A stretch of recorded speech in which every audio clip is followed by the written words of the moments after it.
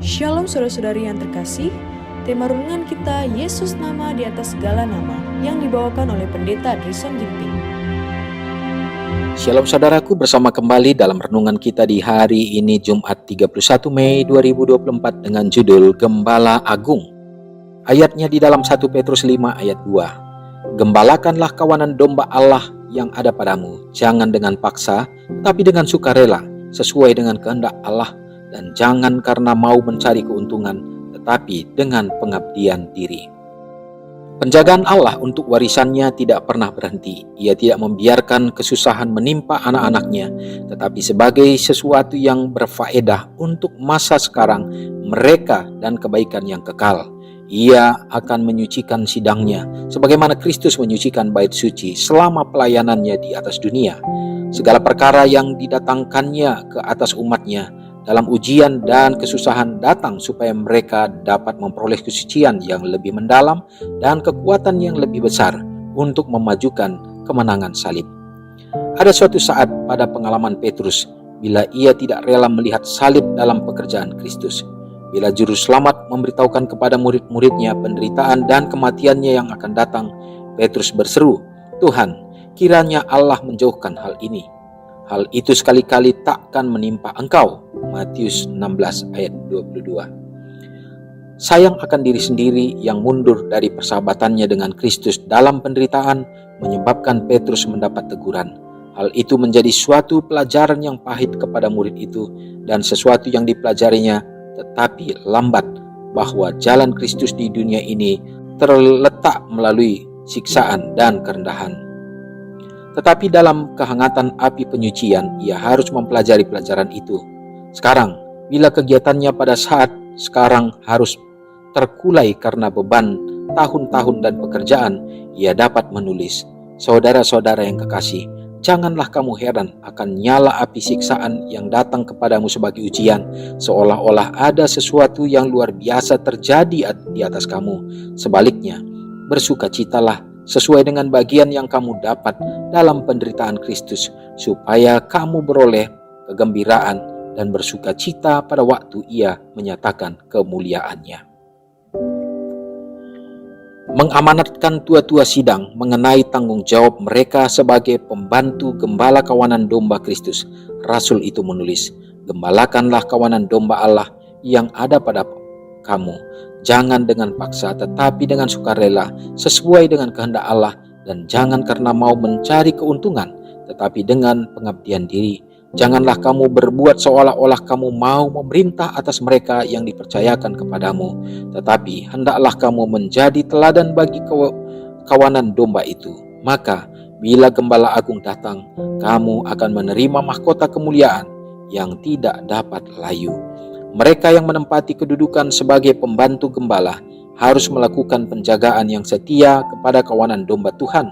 Hal ini bukanlah kewaspadaan yang angkuh, tetapi sesuatu yang cenderung untuk memberanikan dan menguatkan dan mengangkat derajat. Renungkan lebih dalam, bagaimanakah saya bisa mengakui para pemimpin dalam hidup saya yang membantu menggembalakan kawanan domba Tuhan? Umat Tuhan yang terkasih, dimanapun kita berada, kembali kita mendapatkan kekuatan dan poin penting dalam renungan kita.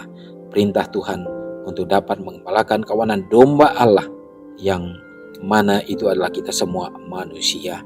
Bila mana kita terpanggil, kita mendapatkan kebenaran ini, kita juga harus menjadi satu kawanan yang menuntun umat-umat yang lainnya untuk ada di dalam kebenaran, kandang kebenaran Kristus. Saudaraku, Tuhan sebagai gembala kita yang agung, yang sudah menyatakan akan kerinduan harapannya kepada kita. Bagaimana di saat dulu juga Petrus mengalami pengalaman yang sama.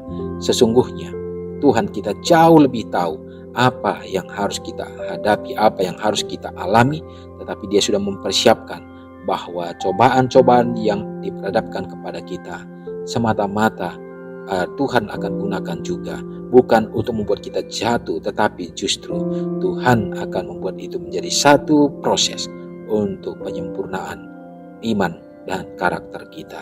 Saudaraku, biarlah kita akan berjalan di dalam tuntunan Tuhan, sehingga hari demi hari kita akan menjadi satu kawanan yang sedia dalam menantikan kedatangannya. Mari kita berdoa.